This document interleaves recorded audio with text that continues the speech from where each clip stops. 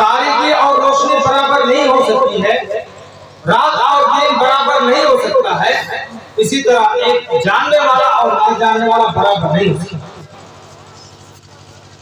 हज़रात गिरामी कदर, मैं आप तमाम लोगों से यही बताना चाहता हूं कि उलमा जो आपके सामने तकरीर किए, तो एक उलमा की इज्जत करना, इनकी ताज़ीम करना, इनकी बातों पे चलना आम मुसलमानों पे फर्ज है, जरूरी है। और इनकी अहमियत को अगर आप जानना चाहें तो आप सल्लल्लाहु अलैहि वसल्लम की हदीस से मुबारक को देखना पड़ेगा। अल्लाह के नबी सल्लल्लाहु अलैहि वसल्लम इरशाद फरमाते हैं, इन्नल उलमा वरसतुल अंबिया, ऐ लोगों सुन लो, उलमा जो है अंबिया के वारिस है, और जो अंबिया के वारिस है उनके पास कोई दीनार नहीं है, कोई दिरहम नहीं है, कोई रुपया नहीं है, कोई दौलत नहीं है। इन्नमा युअर्रिसुल इल्मा, इन उलमाओं के पास अगर कुछ है तो वो इल्म है, वो नॉलेज है, वो तालीम है। आगे फरमाया, फमन अखज़ बिहज़्ज़िन वाफिर, जिसने इस तालीम को ले लिया, जिसने इस इल्म को हासिल कर लिया, उसने दुनिया की सबसे बड़ी चीज पाली। आज हम जिस उलमा को बुरा भला कहते हैं, जिसको हम रिस्पेक्ट नहीं करते, जिसकी हम इज्जत नहीं करते हैं, उसका कारण क्या है? इसका कारण सिर्फ और सिर्फ यह है कि हमारे अंदर जहालत ज्यादा है, हमारे अंदर नादानी है, हमारे पास वो अक्ल व फहम नहीं है।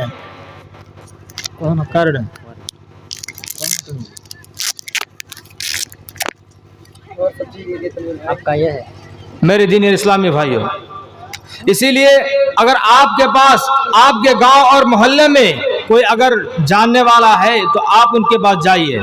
मैं ये नहीं कहता कि हमारे पास आइए मैं आपको बताऊंगा, नहीं, बल्कि हमसे भी बड़े बड़े मौलाना मौजूद जो है वो रहते हैं, उनके पास इल्म के समंदर है, आप उनके पास जाइए और इल्म हासिल कीजिए। आज हमारे बच्चे आवारा की तरह गलियों में फिर रहे हैं, हम उनको कमाने के चक्कर में लगा देते हैं, रुपये पैसे के चक्कर में लगा देते हैं और उनको कमाने का रास्ता दिखाते हैं। लेकिन ऐ मुसलमानों, जरा सोचो, यही बच्चा जब जवान होगा और जवान होने के बाद इसी से मुआशरा बनेगा, और यही अगर मुआशरे का बच्चा जवान होने के बाद वो जाहिल रहा, वो अनपढ़ रहा, उसके अंदर इल्म नहीं आया, उसके अंदर तालीम नहीं आया, तो यही बच्चा आगे चलकर बिगाड़ पैदा करेगा और नादानी में गलत फतवे देंगे, उल्टा सीधा बयानात करेंगे और उलमा को बुरा भला कहेंगे। लेकिन आज वही बच्चा अगर उनको बचपन में आप तालीम देंगे, इल्म सिखाएंगे, अल्लाह और उसके रसूल के तालीमात से आरास्ता पैरास्ता करेंगे, तो यही बच्चा आगे चलकर वो मुआशरा बनेगा और मुआशरे के सपूत बनेगा, और आपका मुआशरा एक खिलता हुआ चिराग की तरह रोशन हो जाएगा। लेकिन जरूरी उस वक्त है, ये उसी वक्त होगा जब आपका बच्चा तालीम याफ्ता हो, जब आपका बच्चा मदारिस में पढ़ते हो, जब आपका बच्चा स्कूल और कॉलेजेस में पढ़ते हो। मगर आज हमारा हाल क्या है? हम अपने बच्चों को जब वो अपने पैर पे खड़ा होने लगता है तब उनको कमाने के फिक्र में लगा देते हैं और दुनिया के फिक्र में लगा देते हैं, सिर्फ इस वजह से कि हमारा बच्चा कुछ कमा ले, दुनियावी लाइन पे चला जाए। मेरे ऐ मुसलमान भाइयों, मैं आपसे मुअद्दबा इल्तिमास करता हूँ, गुजारिश करता हूँ कि कम से कम आप अपने बच्चों को आलिम उलमा ना बनाकर इतना तो तालीम दे दीजिए कि वो हलाल और हराम के दरमियान तमीज कर सके। उनके अंदर इतना तो नॉलेज होना चाहिए कि क्या हलाल है, क्या हराम है, किसकी इज्जत करनी चाहिए, किसकी इज्जत नहीं करनी चाहिए, उनके अंदर तमीज आ जानी चाहिए। आज जिस उलमा पे आप उंगलियां उठाते हैं, जिन मौलवियों पर आप उंगलियां उठाते हैं, उनकी हैसियत को जानते हैं आप? अल्लाह के नबी सल्लल्लाहु अलैहि वसल्लम फरमाते हैं, यस्तगफिरु लिल आलिमी मा फिस समावाति व मा फिल अर्ज़ हत्ता अल हितान फिल माए। ऐ मेरे मुसलमान भाइयों, जरा गौर से सुनिएगा उलमा के बारे में हदीस क्या कहती है। अल्लाह के नबी सल्लल्लाहु अलैहि वसल्लम ने फरमाया, यस्तगफिरु लिल आलिमी, कि आलिम के लिए दुआ इस्तिगफार करते हैं, उलमा के लिए दुआ इस्तिगफार करते हैं। क्या मा फिस समावाति व मा फिल अर्द, जो कुछ दुनिया में है और आसमानों में है, यानी आसमान में और जमीनों में जितने मखलूक हैं, ये सारे मखलूक आलिम के लिए, उलमा के लिए दुआएं करते हैं मगफिरत की। आगे फरमाया हत्तल हितान फिल मा, यहाँ तक कि समंदर की मछलियां भी आलिम के लिए, उलमा के लिए दुआ करते हैं।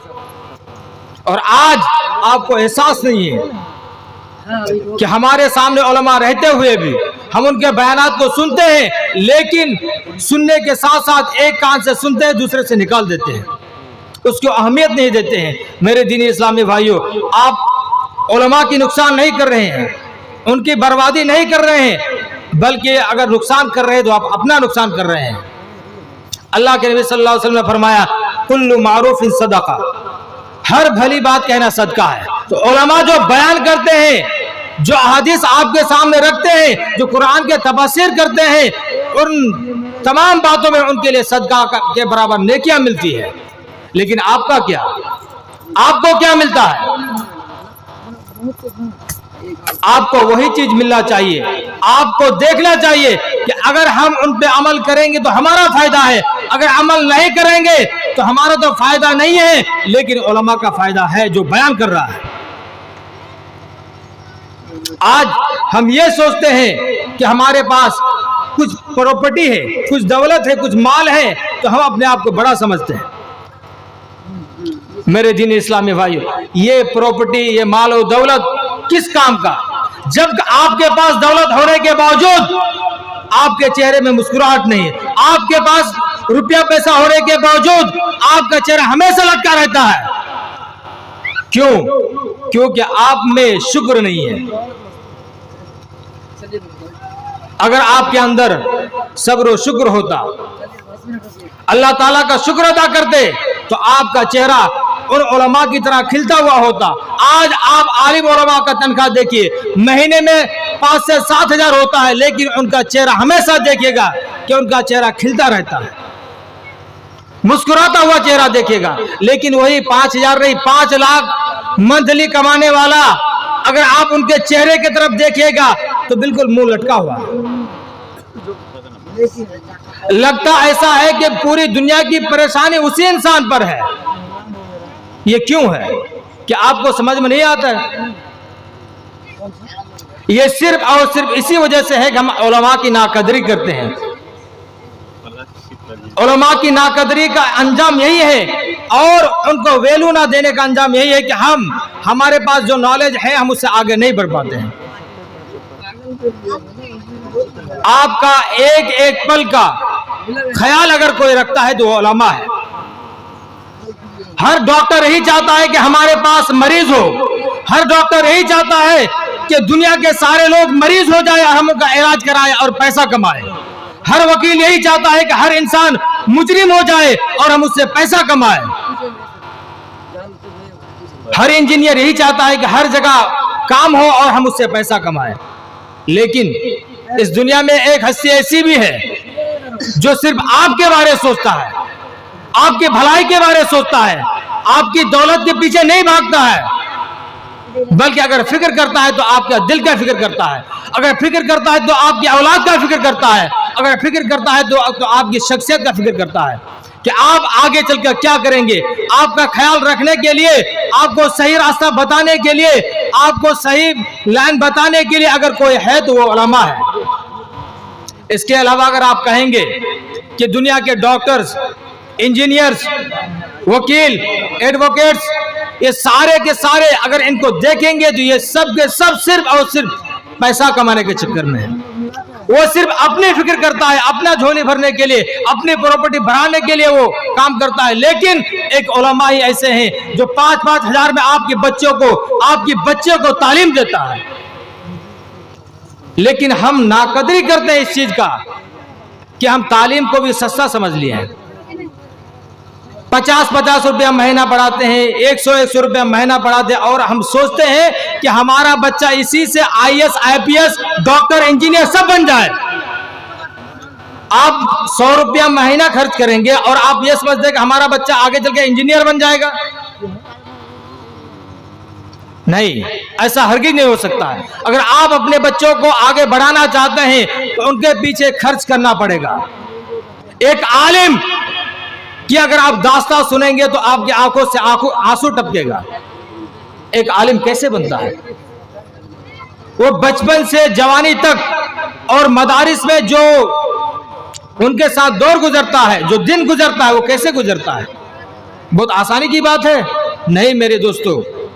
एक आलिम जब वो मदरसे का रुख करता है तो उसके जहन में सिर्फ और सिर्फ यही बात होती है कि हमको इल्म सीखना है, हमको अल्लाह उसके रसूल का तालीम सीखना है और सीखने के बाद दूसरों को सिखाना है। उसके सामने कोई मकसद नहीं रहता है, धन दौलत के नहीं, जायदाद की नहीं, रुपया पैसा किसी चीज का नहीं, बल्कि सिर्फ एक मकसद रहता है कि हम सीखेंगे और औरों को सिखाएंगे। हम सीखेंगे, अपने समाज को सिखाएंगे, हम सीखेंगे, अपने भाइयों को सिखाएंगे। उनका मकसद सिर्फ यही रहता है। लेकिन जब वो मदारिस का रुख करते हैं, मदरसे में रहते हैं, वहाँ की दाल रोटी चावल खा के और बिना गद्दा के बिस्तर पे सोकर दिन रात अपनी पूरी दिन रात उसमें गुजार कर जब एक दौर मुकम्मल करता है, 7, 8 साल 12 साल जब वो मुकम्मल करता है, अपनी पूरी कमाई को छोड़कर, पूरी हुनरमंदी और दूसरे काम को छोड़कर, जब वो इतना साल लगाने के बाद जब अपने गांव में आते हैं, मोहल्ले में आते हैं, एक उम्मीद लेकर कि हम अपने मोहल्ले में जाएंगे और हम अपने बच्चों को, अपने समाज को सही लाइन में उनको तालीम देंगे, जो हम सीखे हैं उसको सिखाएंगे, एक उम्मीद लेकर निकलता है, तब क्या होता है? यहां आने के बाद क्या होता है? देखते क्या है कि हर कोई अपनी फिक्र करता है, हर शख्स अपने अपने बिजनेस में मस्त है, हर शख्स यही चाहता है कि हमारी बिजनेस चले, हर शख्स यही चाहता है कि हमारी प्रॉपर्टी में इजाफा हो, हर शख्स यही चाहता है कि हम जिसमें खेती करते हैं हमारी खेती में तरक्की हो, हर शख्स यही चाहता है। लेकिन वही आलिम जब अपने मोहल्ले में आता है, अपने समाज में आता है, अपने इलाके में आता है और अपने बच्चों को, समाज के बच्चों को देखता है कि इधर उधर टहलता है, आवारा की तरह फिरता है और उनके अंदर तालीम की कमी है और उसको सही लाइन में लाने की कोशिश करता है, तो उसी आलिम की नाकदरी करते हुए उनको 50 रुपये महीने या 100 रुपये महीने में पढ़ाने पर मजबूर करते हैं। और हम ये चाहते हैं कि हमारा बच्चा आगे बढ़ जाए।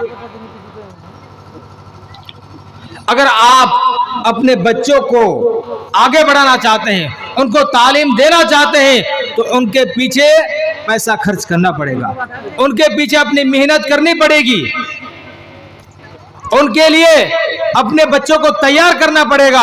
और दुनिया के जो जितने काम हैं वो काम तो आप कराएंगे, लेकिन इसके साथ साथ अपने बच्चों को इंशाअल्लाह तालीम देंगे, क्योंकि तालीम बहुत जरूरी है।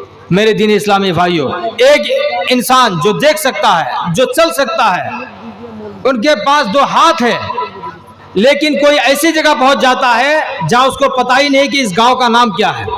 सामने बोर्ड है, वो दिख रहा है कि सामने बोर्ड है, काले काले अक्षर में कुछ लिखा हुआ है, वो दिख रहा है, लेकिन दिखने के बावजूद भी वो अंधा है, क्योंकि उसको वो बोर्ड में जो काले काले अक्षर में लिखा हुआ है उनको पढ़ना नहीं आता। लेकिन दूसरा इंसान जब वहां पहुंचता है, देखता है कि हम एक ऐसी जगह आए हैं जहां हम ना किसी को जानते हैं और ना कोई हमको जानता है, लेकिन एक चीज है कि बोर्ड में लिखा हुआ है कि ये फला गांव है, ये गरगांव है, ये आमबाड़ी है, फला गांव है। लेकिन पहला शख्स बिल्कुल तंदुरुस्त है, उसके हाथ पैर सब मजबूत है, वो चल सकता है, फिर सकता है, बोल सकता है, लेकिन पढ़ नहीं सकता।